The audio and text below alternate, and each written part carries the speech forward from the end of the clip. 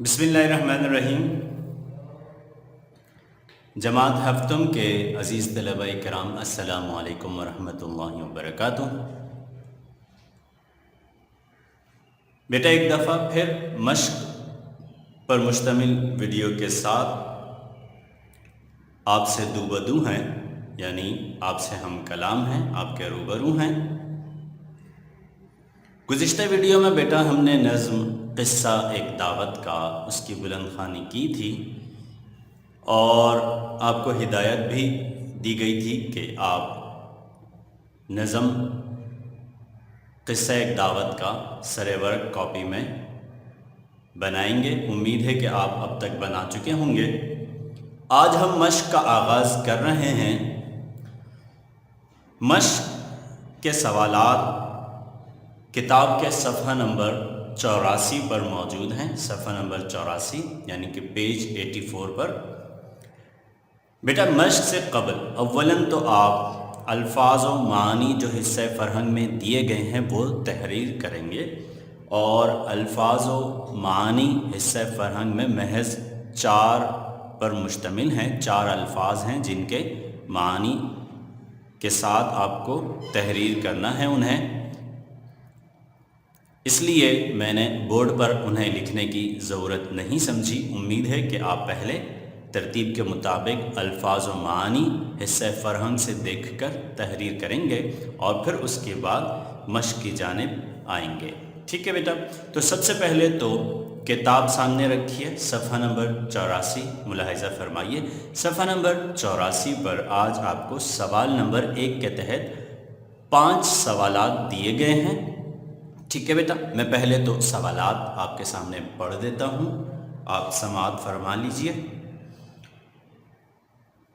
مشق کے تحت صفحہ نمبر 84 پر پہلے سوال کے تحت جو 5 اجزاء پوچھے گئے ہیں جن کے جوابات آپ کو تحریر کرنے ہیں، اور وہ جوابات اس وقت آپ دیکھ رہے ہیں۔ میں سوالات پہلے آپ کے سامنے پڑھ دیتا ہوں۔ پہلا سوال ہے، بوفے دعوت کسے کہا جاتا ہے؟ بوفے دعوت کسے کہا جاتا ہے؟ دوسرا سوال ہے، بوفے دعوت میں مہمانوں کو کن مشکلات کا سامنا کرنا پڑتا ہے؟ بوفے دعوت میں مہمانوں کو کن مشکلات کا سامنا کرنا پڑتا ہے؟ اور تیسرا سوال ہے، شاعر نے مچھلی حاصل کرنے کے لیے کس سے لڑائی کی، یعنی کس چیز سے لڑائی کی؟ اور چوتھا سوال ہے، کباب حاصل کرنے کے لیے شاعر کو کہاں تک دوڑنا پڑا؟ کباب حاصل کرنے کے لیے شاعر کو کہاں تک دوڑنا پڑا؟ اور 5واں سوال مشق کے تحت، کھڑے ہو کر کھانے میں کیا مشکلات پیش آتی ہیں؟ کھڑے ہو کر کھانے میں کیا مشکلات پیش آتی ہیں؟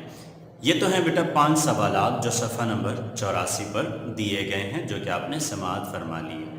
اب دیکھیے بیٹا ان کے جوابات جو میں نے آپ کی آسانی کے لیے یہاں تحریر کر دیے ہیں۔ دراصل آج بورڈ پر سوالات کے جوابات تحریر کرنے کی بنیادی وجہ بھی یہی ہے کہ آج کا جو سبق ہے قصہ ایک دعوت کا، یہ دراصل ایک نظم پر مشتمل ہے، اور نظم میں سے سوالات کے جوابات اخذ کرنا، نکالنا، ڈھونڈنا اور تعبیر کے مطابق انہیں تحریر کرنا آپ کے لیے مشکل ہوگا۔ یہ ایک توجہ طلب کام ہوتا ہے، اس لیے میں نے آپ کو زحمت سے بچانے کے لیے آج بورڈ پر ہی جوابات تحریر کر دیے ہیں، لہٰذا آپ یہاں سے دیکھ کر بخوبی تحریر کر سکتے ہیں۔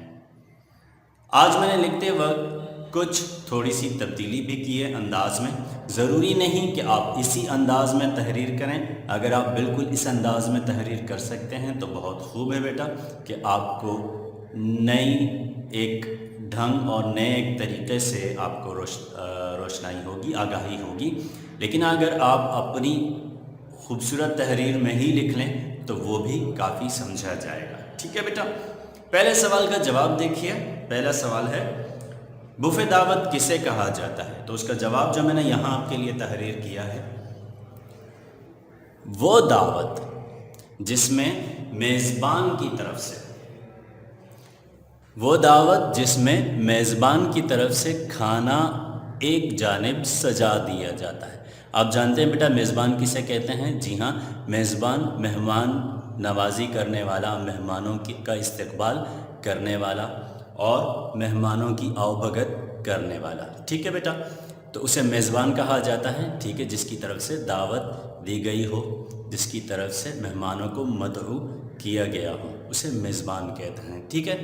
تو وہ دعوت جس میں میزبان کی طرف سے کھانا ایک جانب سجا دیا جاتا ہے اور مہمان اس میں سے یعنی اس کھانے میں سے اپنی ضرورت کے مطابق لے کر تناول فرماتے ہیں، ایسی دعوت بفے دعوت کہلاتی ہے، ٹھیک ہے بیٹا۔ بفے دعوت وہ دعوت جس میں میزبان کی طرف سے کھانا ایک جانب سجا دیا جاتا ہے اور مہمان اس میں سے اپنی ضرورت کے مطابق لے کر تناول فرماتے ہیں۔ تناول فرماتے ہیں یعنی کہ کھانا لے کر کھاتے ہیں۔ تناول فرمانا دراصل ادباً استعمال کیا جاتا ہے، ٹھیک ہے، تو ایسی دعوت بفے دعوت کہلاتی ہے۔ دوسرے سوال کی جانب بڑھتے ہیں بیٹا۔ دوسرا سوال ہے بفے دعوت میں مہمانوں کو کن مشکلات کا سامنا کرنا پڑتا ہے؟ اس طرح کی دعوتوں میں عام طور پر تو بہت سارے مسائل کا سامنا رہتا ہے، لیکن میں نے ان میں سے چند یہاں تحریر کر دیے ہیں۔ بفے دعوت میں چونکہ کھانا ایک جانب سجا دیا جاتا ہے، اس لیے ہر شخص جلد کھانے کا حصول چاہتا ہے، یعنی ہر شخص کی کوشش ہوتی ہے کہ میں جلد سے جلد کھانا لوں اور جلد سے جلد کھا لوں، ٹھیک ہے۔ اس لیے کیا ہوتا ہے، اس جلدی کے باعث، جس کے باعث عام طور پر مہمانوں کو بدنظمی اور دھکم پیل کا سامنا کرنا پڑتا ہے، بدنظمی اور دھکم پیل کا سامنا کرنا پڑتا ہے، ٹھیک ہے بیٹا۔ بفے دعوت میں چونکہ کھانا ایک جانب سجا دیا جاتا ہے، اس لیے ہر شخص جلد کھانے کا حصول چاہتا ہے، جس کے باعث عام طور پر مہمانوں کو بدنظمی اور دھکم پیل کا سامنا کرنا پڑتا ہے۔ تیسرے سوال کی جانب بڑھتے ہیں بیٹا۔ تیسرا سوال ہے شاعر نے مچھلی حاصل کرنے کے لیے کس سے لڑائی کی، یعنی کس چیز سے لڑائی کی؟ آپ نظم پڑھ چکے ہیں بیٹا۔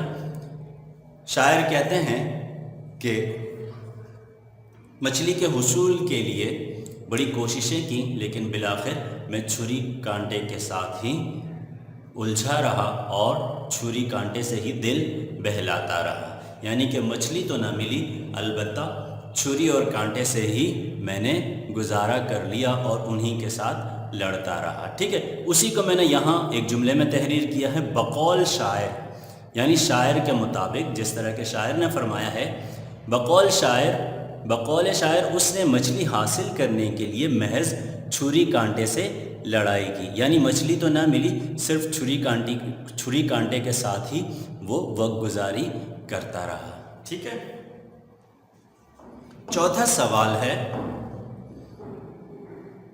کباب حاصل کرنے کے لیے شاعر کو کہاں تک دوڑنا پڑا، ٹھیک ہے، تو اس کا جواب دیکھیے سوال نمبر 4 کا۔ یہاں بھی شاعر کو کافی جد و جہد کرنی پڑی۔ یہاں بھی سے کیا مراد ہے، یعنی کبابوں کے حصول کی خاطر بھی، ٹھیک ہے، کبابوں کے حصول کی خاطر بھی شاعر کو کافی جد و جہد کرنی پڑی، گویا کئی میلوں تک دوڑ لگائی ہو۔ یعنی شاعر یہ کہنا چاہتے ہیں کہ میں کباب ڈھونڈتا رہا، گھومتا رہا، لیکن کافی دیر ڈھونڈنے اور گھومنے کے بعد بھی مجھے کباب نہ مل سکے، ایسا لگا جیسے میں نے کئی میلوں کی دوڑ لگائی ہو، اتنا میں کبابوں کی تلاش میں تھک گیا تھا۔ 5واں سوال ہے کھڑے ہو کر کھانے میں کیا مشکلات پیش آتی ہیں؟ کھڑے ہو کر کھانے میں کیا مشکلات پیش آتی ہیں، تو اس کا جواب دیکھیے۔ اول تو کھڑے ہو کر کھانا خلاف سنت ہے۔ اول سے کیا مراد ہے، یعنی سب سے پہلی بات تو یہ ہے کہ کھڑے ہو کر کھانا یہ خلاف سنت ہے، جو کہ سب سے بڑی برائی ہے، اور کھڑے ہو کر کھانے سے کھانے ضائع ہوتے ہیں۔ کھڑے ہو کر کھانے سے کیا ہوتا ہے بیٹا؟ کھانے ضائع ہوتے ہیں۔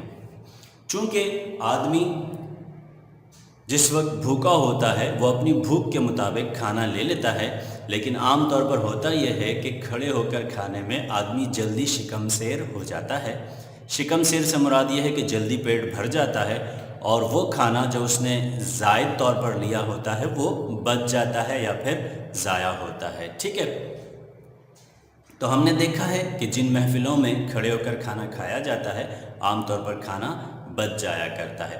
دراصل بیٹھ کر کھانے کی سب سے بڑی خوبی یہ ہے کہ آدمی خوب دل سے، خوب انہماک سے اور خوب پیٹ بھر کے کھانا کھا سکتا ہے پرسکون ہو کر، جبکہ کھڑے ہو کر کھانے میں آدمی پرسکون رہ کر کھانا نہیں کھا سکتا۔